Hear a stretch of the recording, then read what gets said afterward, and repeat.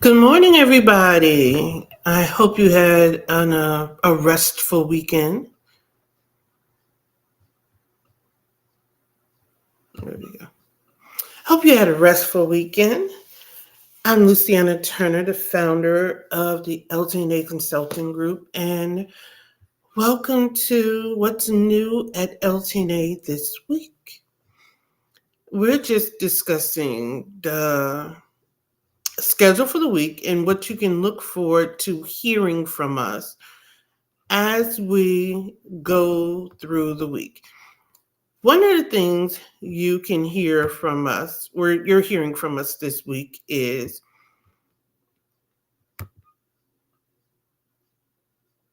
I've got to get my screen set because this is irritating. Here we go.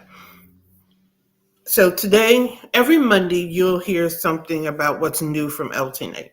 We're going live every Monday, 8 a.m. to just set the mood, set the pace for the week. This Wednesday, we're doing Contractors Conversation. That's my podcast. We're doing a live broadcast, and that will be myself, and we're talking about fraud, waste, and abuse in government contracting. And I'm going to tell you where that came from. Someone on LinkedIn shared a professor I believe she's at Georgetown. She shared her class,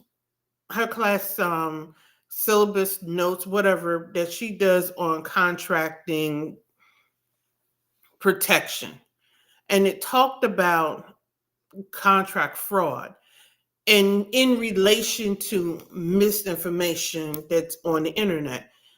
And once again, it made me realize we're using the wrong terms to talk about what's going on in relation to Doge, in relation to what people are feeling, in relation to how a lot of things are going on.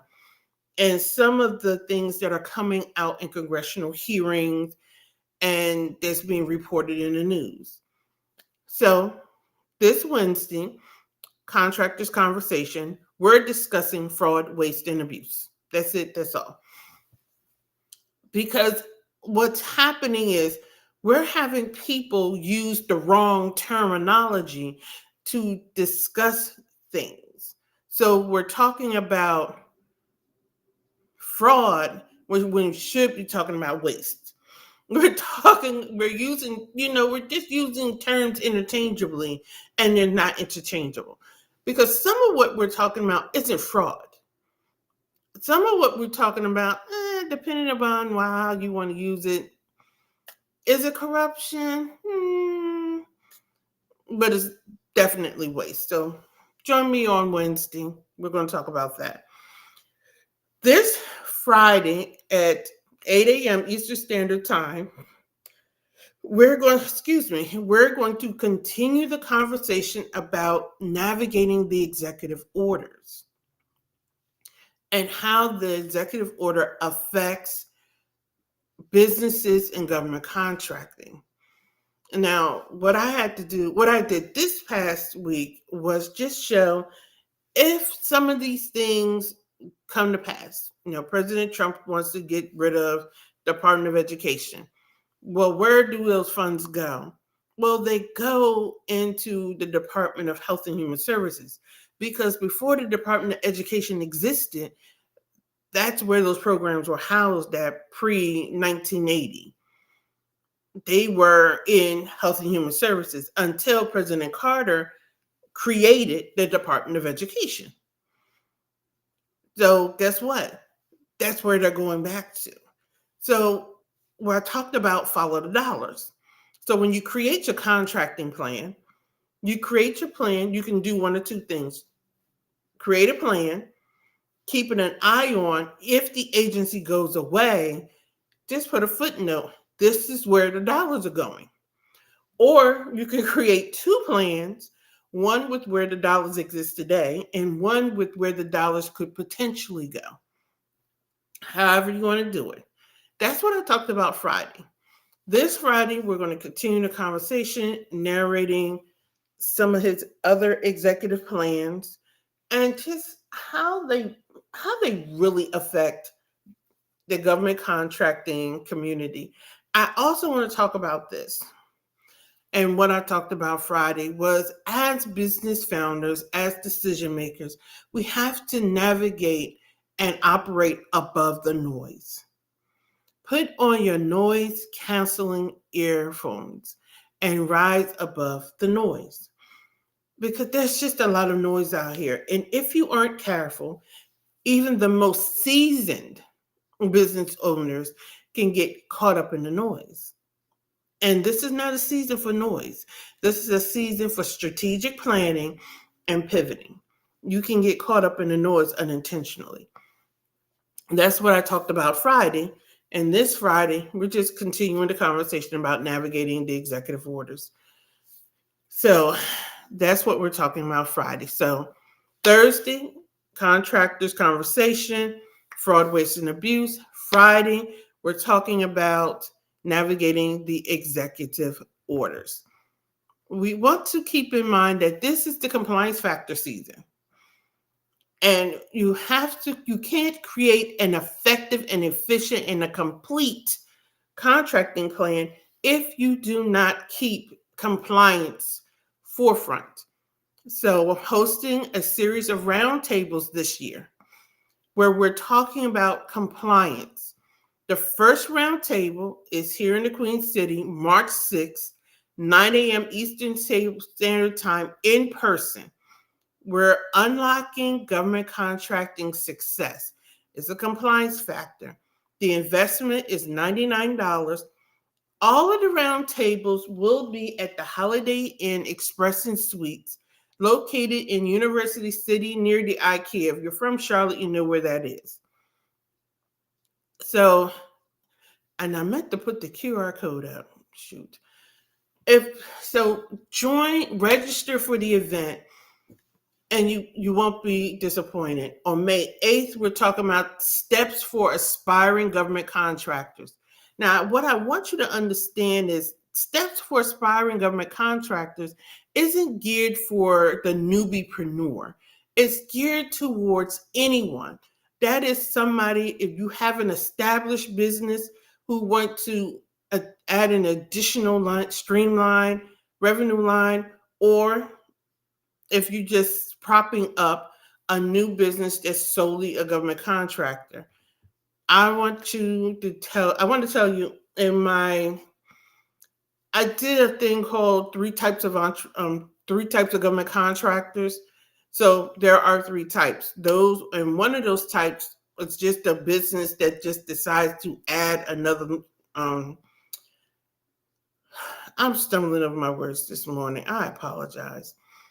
I did a training on the three types of government contractors. And one of those types is a business that just adds in another stream of revenue. You service the B2B or the B2C market, and you just decide, I'm going after government contracts. Then you have the government contracting business.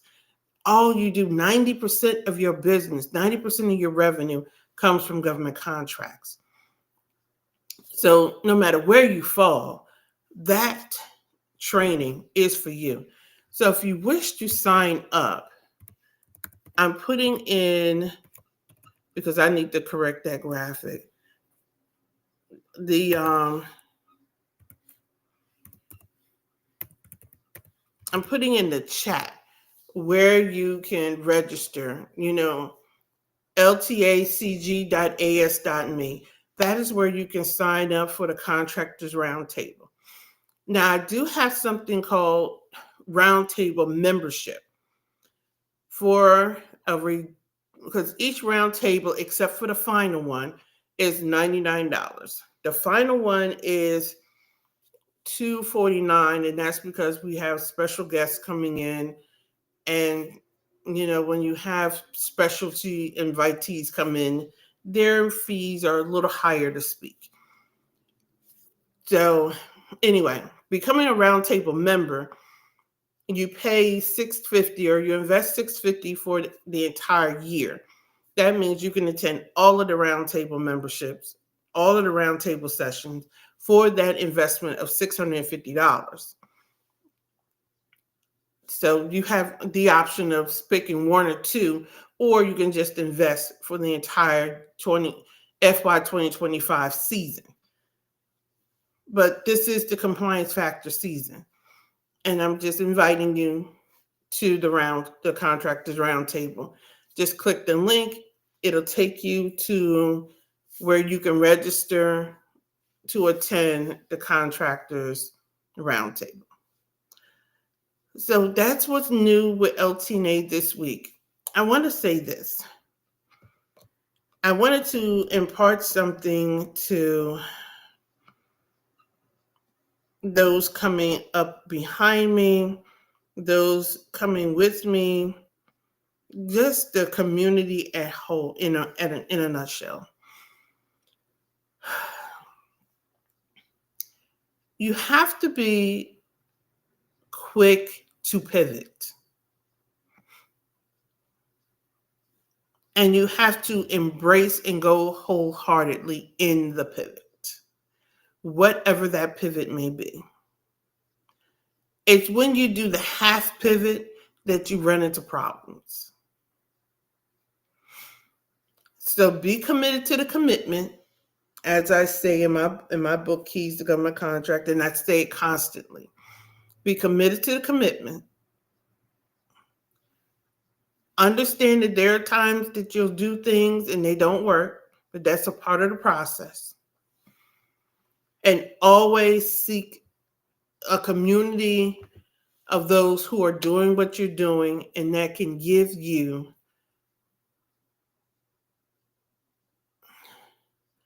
when you're starting out, and I'm reaching down to help those coming behind me. When you're doing what you're doing, your friends and family, they're good for friends and family stuff. But when you're building businesses, not so much. So get in community and stay in community. Get in rooms that sharpen you, because you're going to need to be sharpened.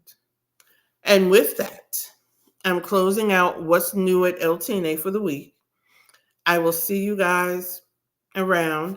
If you wish to schedule a consultation with LT&A, you can click that link, schedule a consultation, and I will see you guys around on these social media, internet streets, and at the roundtables.